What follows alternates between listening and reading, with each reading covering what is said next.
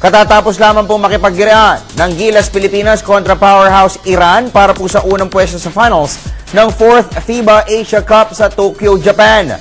Naging maigting po ang salpukan ng dalawang koponan sa first half kung saan nagtabla po sa 30-30 ang score.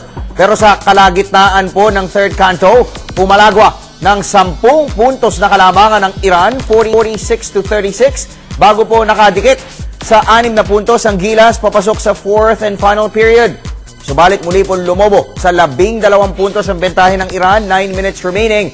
At ito po ay sa pamumuno ni Samad Bakrami. Mula po dito ay hindi na kumonekta ang outside shooting ng mga Pinoy dribblers hanggang sa tuluyan na maglaho ang ating title bid sa naturang torneo. Ang naging score, 77 Iran, 60 Philippines.